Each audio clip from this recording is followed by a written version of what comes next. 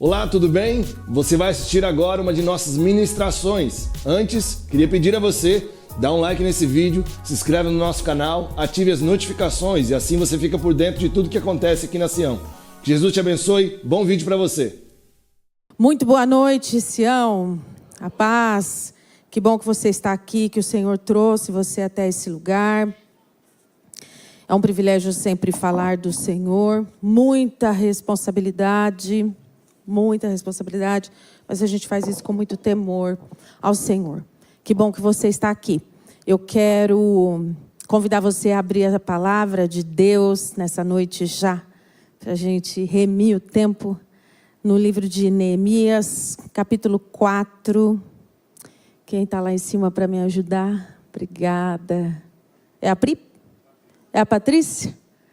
É a Pati, minha xará. Obrigada. Patrícia vai me ajudar. Então, nós vamos passear pelo texto um pouquinho. Peço a sua atenção, você só se mova se for realmente necessário, né? Precisar de alguma coisa, e você tem essa liberdade para se mover, tá bom? Fique muito à vontade. E vamos, então, iniciar a nossa leitura. Eu quero ler um versículo só, para a gente não se alongar, já que eu vou trabalhando no texto com você, o capítulo 4 até o 22. Então, eu quero me ater ao versículo 14 só como o versículo-chave. Tudo bem? Então, você vai ler comigo no 3. Tudo bem? 1, 2, 3. Depois de fazer uma inspeção,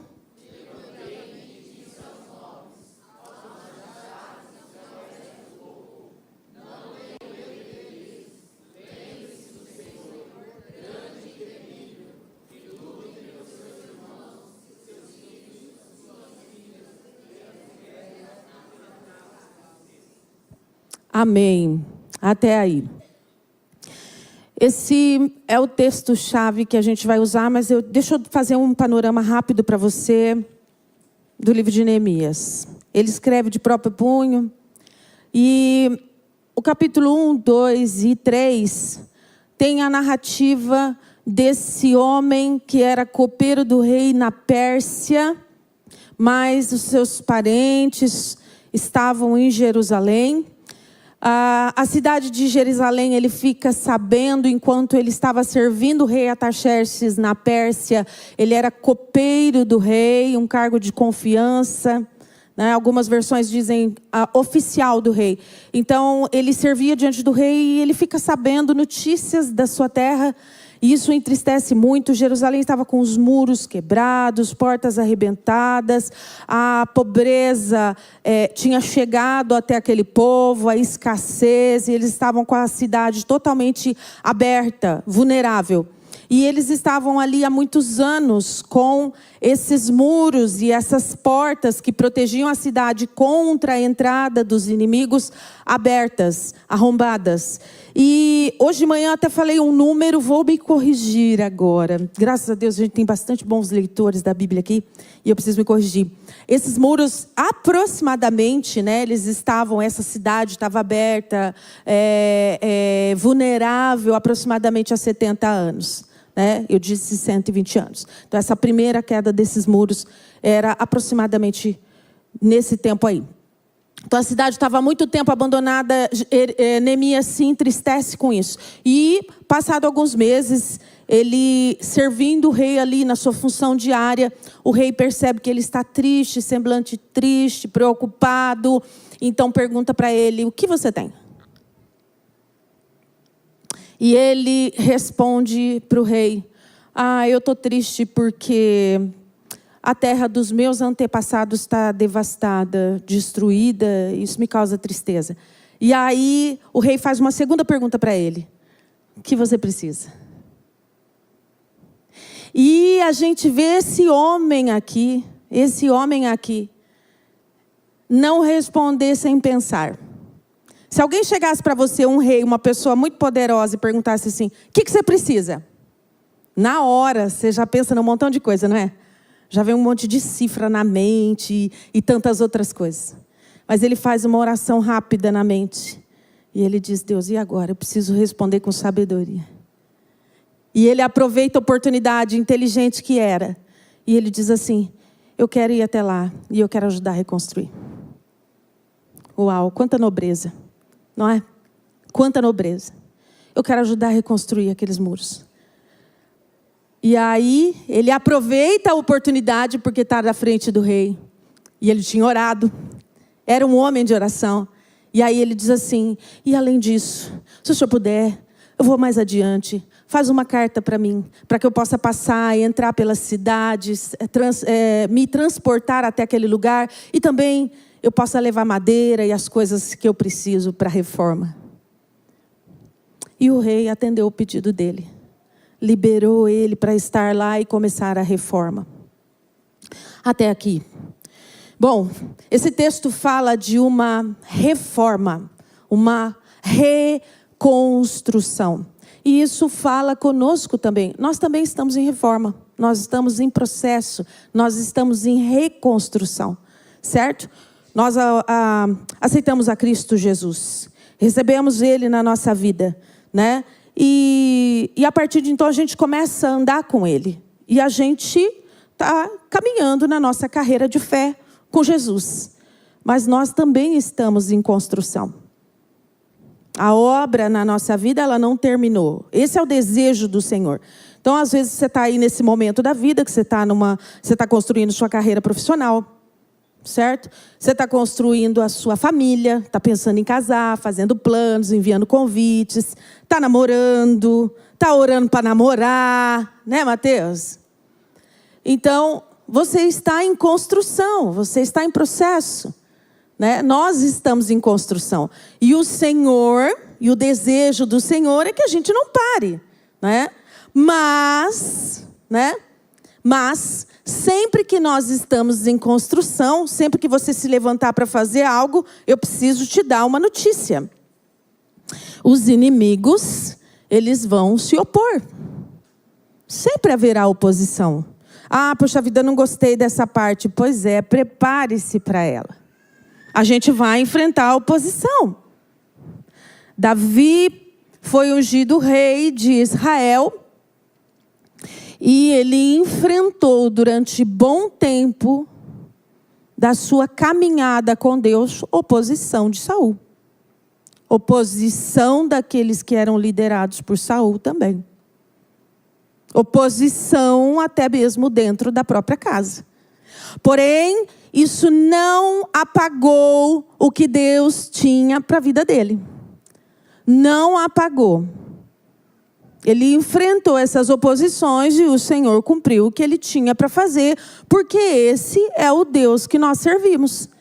Então, ele enfrentou oposições. Vamos ao texto? Então, pensa que nós estamos em construção.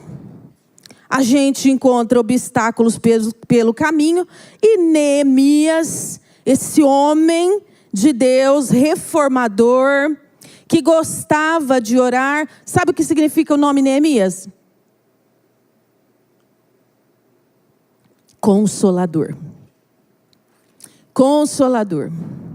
E é exatamente esse papel que o Espírito Santo ele faz na nossa vida, que ele exerce na nossa vida. Neemias se levanta como um consolador para aquele povo, vai até lá e ele vai em comitiva, chega naquela cidade, leva madeira, leva as coisas que precisava, porém ele ainda não comenta com os responsáveis por aquele lugar, prefeitos, governadores, o que ele foi fazer. Então ele sai à noite, faz uma vistoria da cidade, um levantamento, dá uma olhada nas portas, usa a sua estratégia, a sua sabedoria e faz aquele levantamento e ele nota que havia muito escombro. Os comentários aqui, a palavra diz que tinha tanto escombro, tanto entulho, que mal dava para passar um cavalo. Consegue imaginar? Aquele cenário assim de guerra. Né? Ele não foi com muita gente ali à noite. Ele saiu com um único cavalo, porque não dava para passar. E também para não chamar a atenção. Mas Deus estava dando essa estratégia para ele. Depois ele se apresenta, ele diz a que veio, e ele chama o povo, convoca o povo e começa uma bela de uma reforma. O povo se anima, enche o coração de esperança, porque agora vê possibilidade daquele lugar viver em paz, livre dos seus opressores, livre dos seus inimigos, aquela sensação de segurança. Então eles se animam a reconstruir. Neemias, como um bom líder, ele divide aquele povo, divide por classes, divide por famílias e envolve todo mundo naquele grande trabalho. Ali existiam várias classes sociais envolvidas, tinha ourives, tinha perfumista, tinha carregadores, tinha gente de todas as camadas sociais, oficiais, envolvidos naquela reforma, divididos por família. E o povo se anima e começa a construir. E começa, e vai daqui, e vai de lá, e vai de lá. Porém, quando eles chegam na metade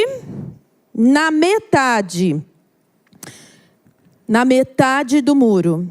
Repete comigo, metade. No meio do muro. Já colocando as portas, colocando ferrolhos e levantando o muro até a metade. Eis que vem o adversário. Versículo 1 para mim, por favor, Patrícia. Vamos acompanhando comigo aqui, tá? Segura aí o raciocínio. Quando, porém, Sambalate ouviu que nós estávamos reconstruindo a muralha, ficou irado e indignado e começou a zombar. Então eu quero falar de 5 ataques que o nosso adversário sempre usa para fazer a gente parar a obra de Deus na nossa vida. Claro que existem mais, mas eu quero abordar 5 aqui só, até por conta do tempo. Ok? 5 ataques. Presta atenção aí comigo. Então, o primeiro, né? O primeiro obstáculo, né? A resistência que foi colocada através de Sambalate. Deixa eu falar um pouco desse homem aqui. Ele era como se fosse um governador daquela região. Então você imagina, ficou no poder há tanto tempo, não fez nada, a cidade estava saqueada, os muros quebrados, portas arrombadas, o adversário entrava e fazia o que queria, o povo tinha empobrecido, a dificuldade era extrema, eles estavam passando vergonha pelo estado que eles estavam. E aí, quando chega Neemias para reformar, ele fala: não, quem é você? Não pode. Sabe assim, mais ou menos aquela coisa assim, eu não faço nada, mas quando você faz, me incomoda. Graças a Deus, aqui no nosso meio a gente não tem isso. Isso em outros lugares. Mas normalmente funciona assim. Então, Sambalate ficou irritado. E quando ele ouviu que Neemias estava se preparando, o povo estava levantando os muros, fechando os muros, ele disse: mas peraí, como é que é esse negócio? Porque ele ia perder popularidade. Você está levantando um muro, eu deixei há tanto tempo aqui tudo estourado.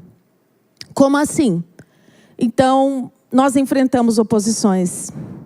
Sempre que você se levanta para fazer algo, para reconstruir algo que na tua vida está quebrado, ou no seu ministério, ou na sua casa, ou na sua família, ou nos seus negócios, sempre que você se levanta para reparar uma brecha, uma rotura, saiba que o adversário ele não fica contente com isso. Você vai enfrentar a oposição. Mas o problema não é a oposição, você não precisa ter medo. O problema é o que a gente faz disso. O que ele vai fazer é normal, ele vai se levantar mesmo. O papel do diabo é roubar, matar, destruir. Você não vai esperar nada diferente. Mas sempre que você se levantar para a reconstrução, ele se levantar com oposição, a nossa postura tem que ser diferente. Então, o primeiro ataque foi a intimidação. Fala comigo, intimidação. Versículo 1 e 2 ele diz: quando Sambalate tomou conhecimento sobre a obra de restauração da muralha que estávamos implementando, ficou irado, ridicularizou os judeus e na presença dos seus compatriotas e dos grandes líderes de Samaria exclamou: o que aqueles fracos estão tentando fazer? Será que vão conseguir se fortalecer? Vão oferecer sacrifício? Não vão ser capazes de terminar. Sabe o que ele faz comigo e com você? A mesma coisa.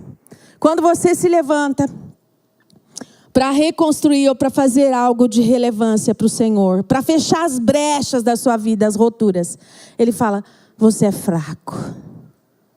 Ele vem com intimidação. Todas as vezes que você se sente intimidado por estar fazendo algo para o Senhor e que vai glorificar o nome dEle, saiba que essa intimidação não vem dEle. Porque a palavra de Deus diz que Ele não nos deu um espírito de temor, mas de fortaleza, de poder e de moderação. Foi esse espírito que Ele nos deu. Então, Ele usa a intimidação. Fraco. Você não vai conseguir. Não vai dar certo. Já tentou tantas vezes, para que tentar de novo? Não vai passar. Prestou vestibular, é burro. Não vai conseguir. Eu não gosto dessa palavra, eu disse aqui hoje de manhã. Não gosto dessa palavra. Ninguém é burro. Todos nós. A partir do momento que você aceitou Jesus Cristo na sua vida, você é nova criatura nele. Você nasceu de novo, você tem o DNA de Deus, você tem a mente de Cristo. A mente de Cristo é poderosa. Você não é burro. Tira da sua cabeça essa coisa de não posso, não vou conseguir, não vai dar, eu sou fraco. A palavra de Deus diz: diga o fraco, eu sou forte no Senhor. Sim, nós somos fracos. Tem dia que a nossa força ela é pequena. Sim, nós reconhecemos isso. Mas no Senhor nós somos fortes. No Senhor, naquele que nos chamou. Então não ceda à intimidação. Ele sempre vai tentar trabalhar na sua autoestima. Você é fraco, você não consegue, você já tentou tantas vezes, pode parar, isso não é para você. Não, você não leva jeito. Pode parar de orar, não converte. Não, já faz 20 anos, está na hora de desistir. Então ele vem com zombaria. Quem é a sua família? Você não tem dinheiro. Não, você não tem uma família expressiva, um nome expressivo. Não vai dar certo. Deixa eu te dizer uma coisa. Quando Deus quer jogar luz em você, quando Ele quer fazer algo, Ele não precisa de nenhum desses recursos. Ele é suficiente para fazer infinitamente mais do que aquilo que eu peço ou penso. Amém? Então fique com o que Deus pensa a seu respeito. Mas o fulano falou, o ciclano falou, aquele meu parente me descredibiliza, o meu marido me descredibiliza, a minha família, o meu patrão, Fique com o que Deus disse ao seu respeito. As palavras que Ele disse a seu respeito. Você é filho amado, você é herdeiro, Ele é teu bom pastor, Ele é teu Senhor, Ele é que te guarda, Ele tem planos maravilhosos para você. Fique com as palavras de Jesus. Não ceda à intimidação. A segunda arma que ele usa, o adversário, para fazer a gente parar de reconstruir. As raposinhas. Versículo 3. Tobias, o amonita, que estava ao seu lado, acrescentou: mesmo que soergam uma só raposa, vai derrubar esse muro de pedra. Continuava zombando. Mas aqui eu quero falar sobre as raposinhas que nos prendem. Tem um versículo na palavra de Deus que fala assim, que é para a gente nos livrarmos das raposinhas, tomar cuidado. Deixa eu falar uma coisa para você. Ninguém tropeça numa montanha. A gente tropeça em coisa pequena. Montanha, a gente já olha, já vê grandão e desvia. São as pequenas coisinhas que nos prendem. Sabe aquelas raposinhas que às vezes faz mal para a vinha? Sabe aquele olhar que você não deveria ter? Sabe aquele site que você não deveria acessar? Sabe aquela cena de filme que você deveria mudar e você continua ali olhando e isso vai gerando sentimentos no seu coração e aquela raposinha vai tomando conta e ela vai te contaminando e ela vai tirando você da presença do Senhor? Sabe aquela raiva que você nutre daquela pessoa lá que ela fez um negócio para você em 1972 e você fala assim, não, aquilo lá foi demais para mim, não dá para esquecer. Não, 1972, eu lembro daquela tarde, eu lembro. A raposinha está te consumindo. Então isso faz com que a gente pare a obra e comece a olhar para as coisas. A ofensa, a gente se ofende muito fácil. Jesus foi ofendido.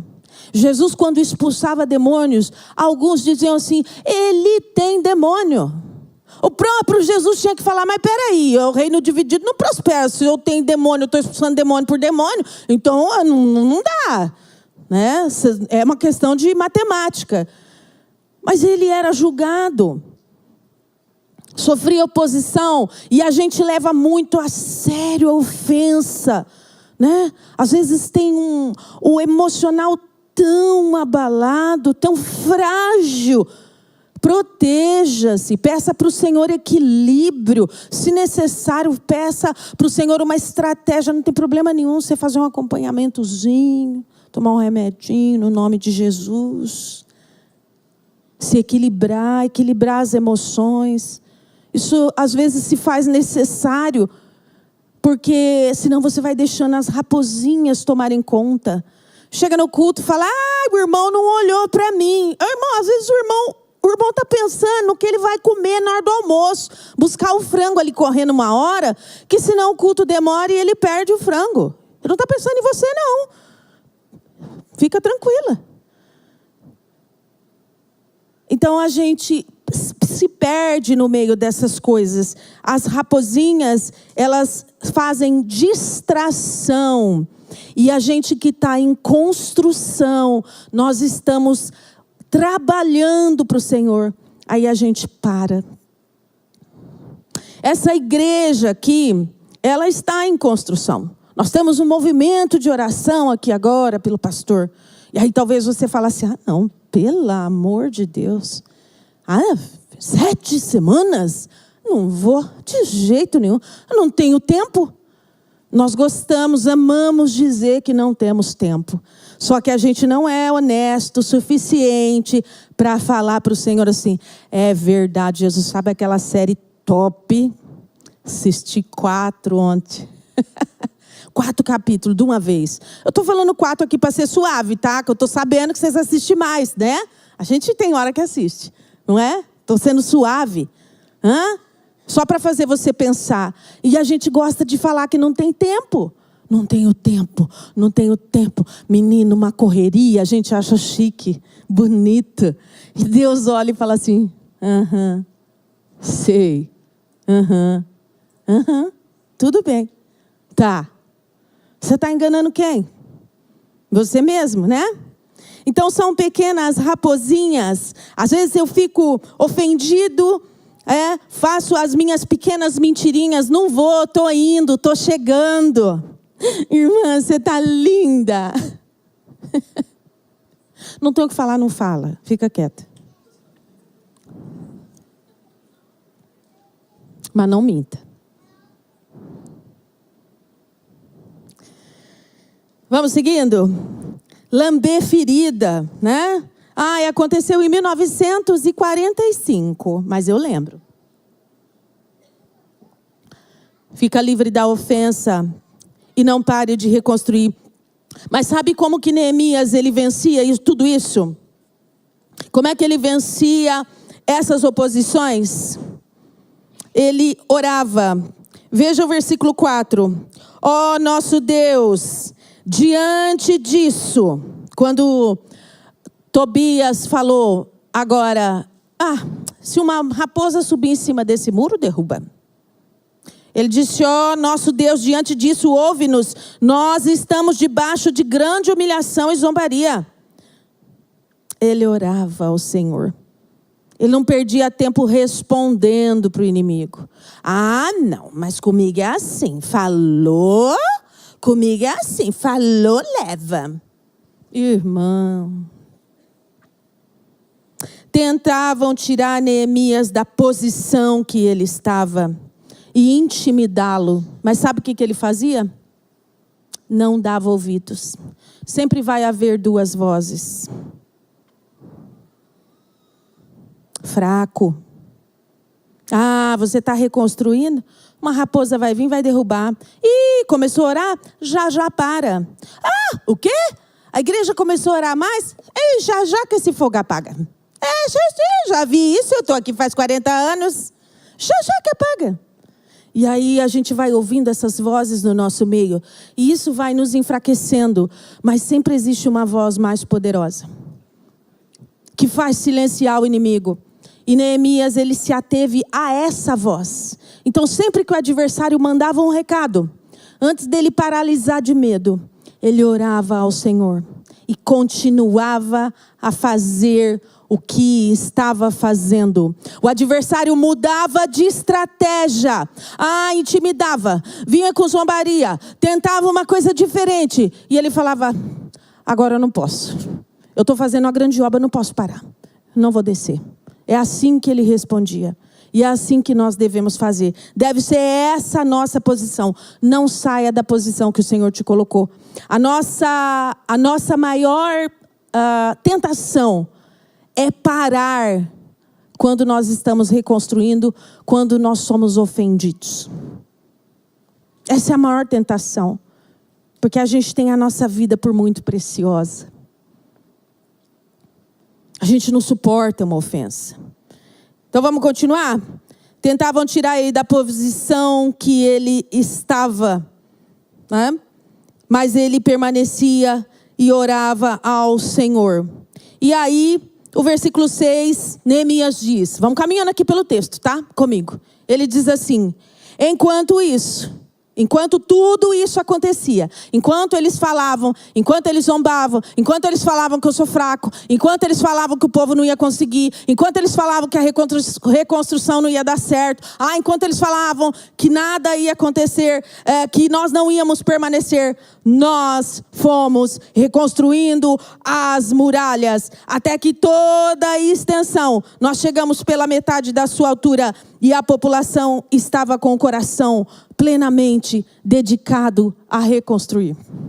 Chegaram na metade da muralha. Lembra que eu pedi para você repetir? Metade. Chegaram na metade da sua altura. Estavam na metade, já colocando as portas, foram fazendo todo aquele processo de restauração. Levanta mais um adversário. Ah, não, é sério? É sério. Prepare-se para isso. Já tinha se levantado Sambalate. Depois se levantou Tobias. Aí agora vem Sambalate e Tobia. E eles foram informados da restauração do templo. E informados de que as brechas estavam sendo fechadas. E ficaram furiosos. É assim que acontece. Agora vamos para o terceiro ataque. Versículo 8. Então, ajuntaram-se todos de comum acordo para virem atacar Jerusalém, causar grande preocupação e confusão. O terceiro ataque, confusão. Confusão. Um espírito de confusão. Preste bem atenção. Quando você se levanta para reconstruir, quando você se levanta para fazer a obra de Deus, aquilo que Ele tem para a sua vida, quando você se levanta em favor da sua casa, da sua família, em favor das coisas que o Senhor tem colocado diante de você, Satanás muitas vezes vem com um espírito de confusão, falha na comunicação. Você está fazendo uma coisa, o irmão entendeu outra. Você manda um WhatsApp, ele entende outro. Você manda um áudio, a pessoa tem por ofensivo. Eu contei aqui hoje de manhã que eu mandei um WhatsApp para uma pessoa essa semana. Ela estava de aniversário e eu não enxergo sem o óculos para usar o celular. Uso óculos desde os 17 anos para perto. E aí, todo mundo lá, parabéns, parabéns, parabéns, parabéns, parabéns, parabéns, parabéns. E eu, muito besta, fui lá dar os parabéns. E eu estava sem óculos. O que vocês acham que eu escrevi? Tudo, menos o parabéns correto. O nome da irmã muito querida, nossa, aqui do nosso meio. E eu fui digitar, né? E ali, tentando dar meu máximo, assim, ó. Escrevi, parabéns, irmã Zica. Jesus abençoe sua vida. E eu só vi depois que as minhas amigas da onça, que estavam no grupo, estavam rindo. No outro dia encontrei elas falaram assim, pelo amor de Deus, como é que você me dá uma dessa? Eu falei, muito obrigada, vocês me ajudaram bastante. Eu estava sem óculos, ninguém me falou. Só que daí eu percebi, né? De tarde, a hora que eu vi, falei, graças a Deus ela ainda não viu. Aí eu botei o óculos e mandei o nome dela certinho. Dona Zilá. Dona Zilá, do meu coração. Graças a Deus, Dona Zilá é uma pessoa muito querida e ela entendeu. Mas falha na comunicação. Errei. Então, nós erramos, né? Às vezes queremos falar uma coisa, falamos outra, e instaura-se um espírito de confusão. Elias foi alvo desse espírito de confusão. Falou que não ia chover, Jezabel corre atrás dele e implanta ali um espírito de confusão entre ela e o marido, e vai daqui e vai dali, e Elias precisa se esconder. Aquele homem tão corajoso, que tinha feito tantas coisas agora para o Senhor e para a sua obra, agora se esconde numa caverna com medo de uma mulher. Por conta de um espírito de medo, espírito de Jezabel, espírito de confusão. Então, todas as vezes que nós nos levantamos para reconstruir, ele vem com essas distrações. Preocupação excessiva, olha aqui o versículo 8 que ele diz. Então ajuntaram-se de comum acordo para vir atacar, causar grande preocupação e confusão. Sabe o que o inimigo faz? Uma das armas dele, coloca em cima de você uma grande preocupação. Um problema assim, ele transforma uma coisa gigante, enorme aos seus olhos, para você carregar um fardo maior do que você precisa carregar. Sabe por quê? Porque Jesus Cristo já carregou todos os seus fardos. Ele tomou sobre si todas as nossas dores. O castigo que nos traz a paz estava sobre ele. Pelas pisaduras dele nós somos sarados. E a gente fica acumulando para si pesos que não precisa carregar. Ele coloca peso excessivo. Ministério é peso excessivo. Vir no MOP, no movimento de oração, é peso excessivo. Jejuar é peso excessivo. Não, pelo amor de Deus, eu já jejuei 2 semanas. Agora vem com esse negócio de 12, 18 horas. Não, para mim não dá. Para mim não dá. Eu já estou no meu limite. Irmão, se você tem algum problema de saúde, isso aqui já ficou muito claro. Você já sabe o que fazer. Você já tem essa orientação pastoral. Agora que você não tem, por favor. Eu conheço pessoas que desde a semana passada já estão fazendo 18 horas. Espírito de confusão. Como é que Neemias reage? Mais uma vez, presta atenção. Versículo 9. Vamos correndo aqui. Nós, porém, oramos ao nosso Deus e colocamos guardas para nos defender deles, de dia e de noite. É assim que o crente age diante das opressões. É assim que ele toma posição diante das oposições. Nós, porém, colocamos guarda. Não fala que ele falou, que ele discutiu, que ele foi para a internet, que ele colocou uma carinha assim, sentindo-se chateado. Pelo amor de Deus, tenha santa paciência. Diz, ele responde com oração. Colocamos guardas de dia e de noite. Isso comunica para mim e para você que a nossa vida de vigilância tem que ser constante. Outra arma que ele usa, vamos caminhando? O desânimo, a 4ª arma. Desânimo, versículo 10. E o povo de Judá então começou a comentar. O povo de Judá, Os carregadores estão perdendo força e há ainda muito entulho. Dessa maneira a gente não consegue reconstruir. Presta atenção, o povo não estava animado? Muito, a gente acabou de ler aqui. Eles estavam reconstruindo, chegaram na metade da construção, estava levantando, a obra estava indo, eles estavam animados, as famílias reunidas, fechando os muros, já colocando as portas, os ferrolhos, estava na metade. De repente, Sanbalat e Tobias se levanta com uma palavra e o povo fica desanimado, com medo, e eles param a obra. Então o desânimo, ele nos paralisa. Irmão, não tem coisa pior do que uma pessoa desanimada. Sabe quando você manda uma mensagem no grupo e fala assim, olha, hoje nós vamos fazer tal coisa.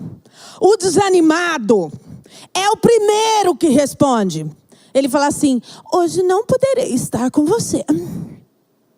E depois dele vem um monte assim, ó. Porque é uma avalanche. Aí vem o outro também. Eu não. Meu Deus, livrai-nos do desanimado. Livrai-nos, Senhor. Livrai-nos. Eu gosto de Billy Graham. É um grande pregador americano. E ele tinha uma frase célebre. E ele sempre dizia... E às vezes eu cito isso aqui. Ele dizia, Deus não usa ninguém desanimado. Não dá, irmão, não tem jeito. Você puxa o armário para cá, ele fala que é para cá. Você fala, vamos, ele diz, não vai dar. É horrível andar com o desanimado. Meu Deus, duro. Não seja você essa pessoa desanimada. Anime-se no Senhor. Seja você a pessoa que vai. Seja você a pessoa que tem palavra boa para dar. Não seja o desanimado. Gente, desanimado é duro. Mas presta atenção. Não quero lançar peso aqui sobre você. De repente você está passando uma situação aí, você não tem obrigação nenhuma de estar 100%, tá? São momentos. Eu estou falando de momentos. Isso é normal, tá? A gente passa por essas oposições aqui. Oposição, às vezes, na carne, na doença, enfermidade, o luto que chega, o casamento, que às vezes você tentou e faliu. Ok? Eu não estou falando disso. São coisas pontuais. Mas eu estou falando daquela pessoa que constantemente ela tem um espírito desanimado e leva outros a desanimar. Isso não tem nada a ver com Jesus. Todo problema dela é maior, o de ninguém é grande. Deus não usa desanimado. Então a quarta arma, o povo começou a dizer, nós estamos cansados. O povo perdeu a força. Tem muito entulho. Tinha mesmo, desde o começo. Eles já tinham visto, Neemias já tinha feito a avaliação diagnóstica, só dava para passar um cavalo, mas eles já estavam na metade. E é na metade do caminho que Satanás quer fazer você desistir. É na metade da reconstrução que ele quer fazer você parar. Nós estamos na metade do jejum, já foi 15 dias. Mas quando você olha aquele número grandão ali, você fala assim, 40? Não, James, está de brincadeira comigo. Não. Eu já dei o meu máximo até aqui, tá bom. A gente começa a desanimar. Você já está na metade, você está chegando lá. Nós estamos na metade da cidade celestial. A gente já está na metade do caminho, a gente já está lá, quase na pontinha. Nós já sabemos o final da história, já está escrito aqui em Apocalipse, revelado para mim e para você. O Senhor já esmagou a cabeça da serpente, o fim dele já é certo. Existe uma terra prometida para nós, existe um lugar melhor, existe ruas de ouro, mar de cristal, onde a gente vai triunfar sobre as trevas, e a gente quer parar no meio do caminho. O Senhor chama eu e você para continuar avançando. Às vezes nós queremos parar no meio do caminho. Eu já oro por esse filho aqui faz 20 anos. Eu oro por esse casamento faz 30 anos. Eu oro por esse processo aqui judicial que ainda a porta não abriu. Eu estou orando por isso aqui. Essa célula. Essa igreja. Não pare. Nós estamos em reconstrução. Nós estamos construindo algo nobre diante do Senhor. Não pare. Vamos seguindo então. A aplicação para nós sobre essa quarta arma aqui é: tenha bom ânimo. A palavra de Jesus foi: tenha um bom ânimo. Se ele falou tenha bom ânimo, é porque tem ânimo ruim. Que o teu não seja ruim. Tenha bom ânimo. Eu venci o mundo, você também vai vencer. E a quinta arma, falta de discernimento, versículo 11. Vamos lá. Então, os nossos inimigos ameaçavam, antes que eles percebam qualquer movimento, ou sequer possam acompanhar com os olhos, nós vamos estar bem ali, no centro da cidade, e a gente vai liquidar eles e destruir todo o trabalho deles. Então vamos lá. Ofensa,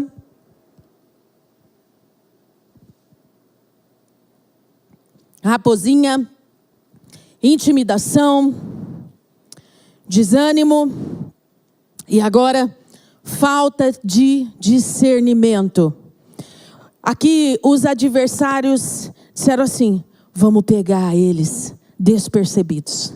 Antes que eles percebam, a gente ataca, avança e liquida e para com o trabalho deles. Sabe que isso comunica para mim e para você?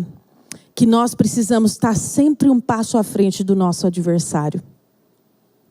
Sempre um passo à frente. Ele não pode te pegar desprevenido. Talvez você fica de boca aberta, você tem seu filho lá dentro de casa, você não abre a porta, ele fica dentro daquele quarto, você não sabe o que está acontecendo. Às vezes você está perdendo aquela dracma dentro de casa. Você não está atento.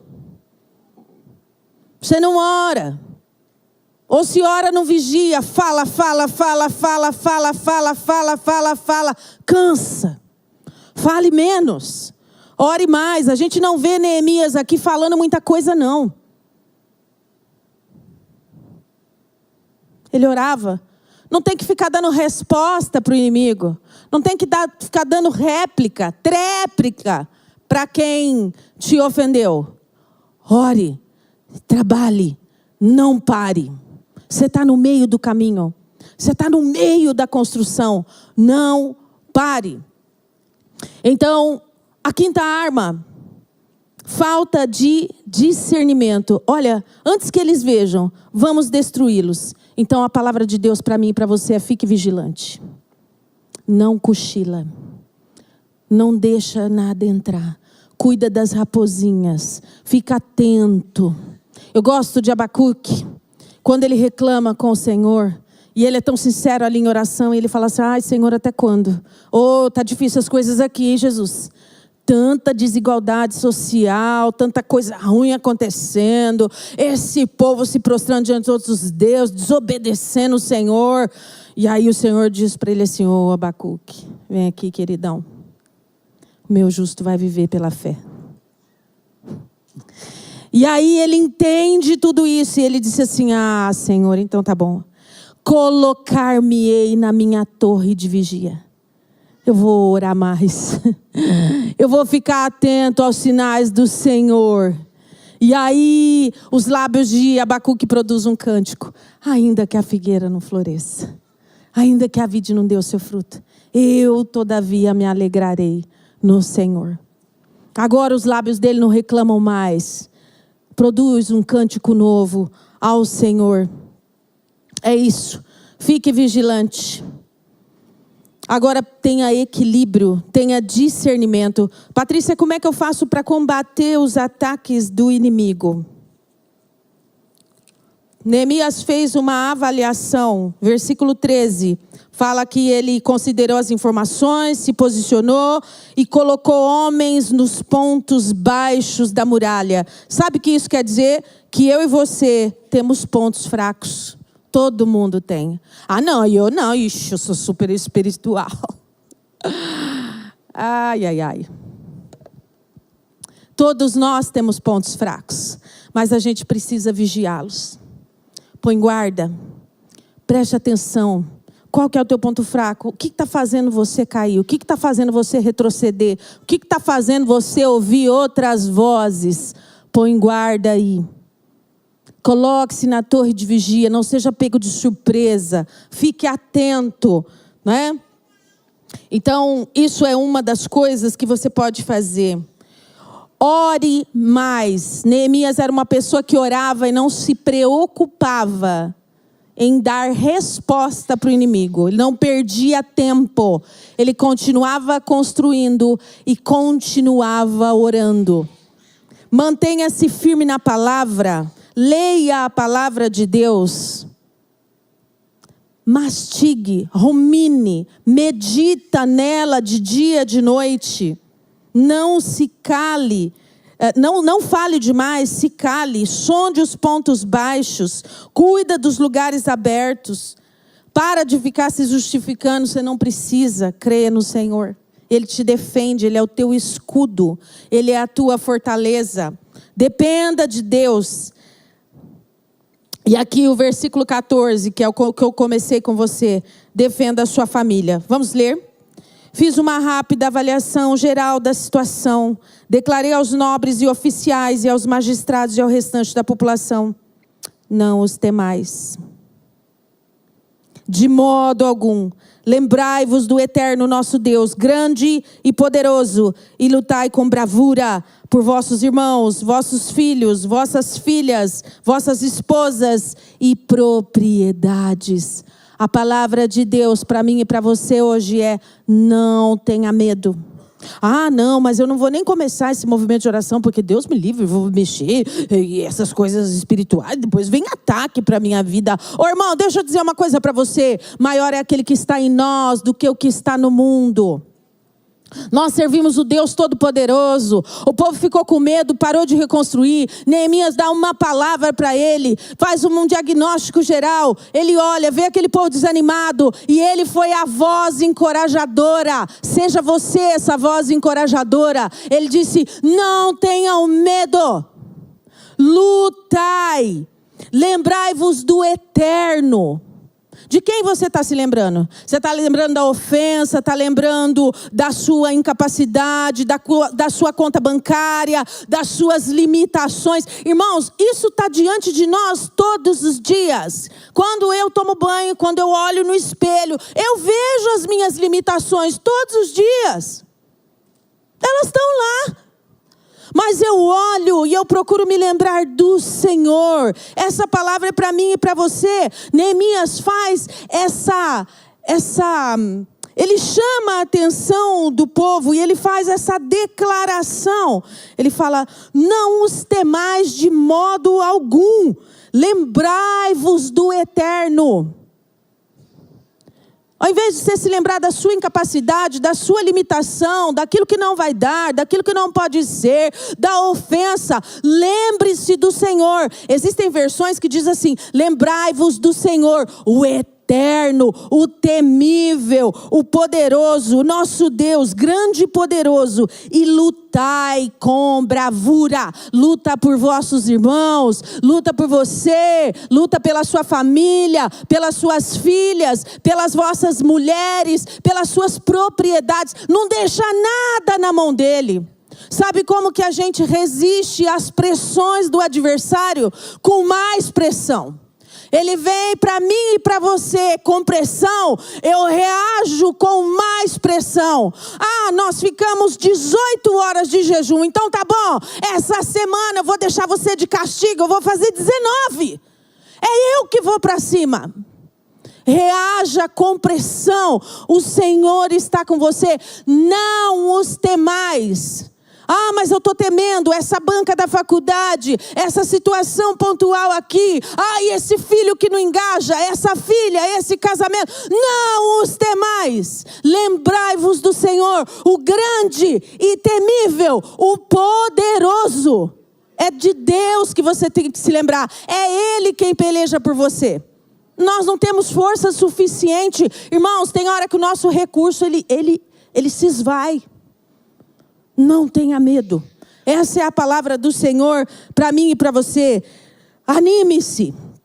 Levante-se no Senhor e dependa de Deus. Eu quero pedir para você se colocar de pé e eu já vou encerrando. E lembre-se do Senhor. Deus sempre vai frustrar os planos do inimigo.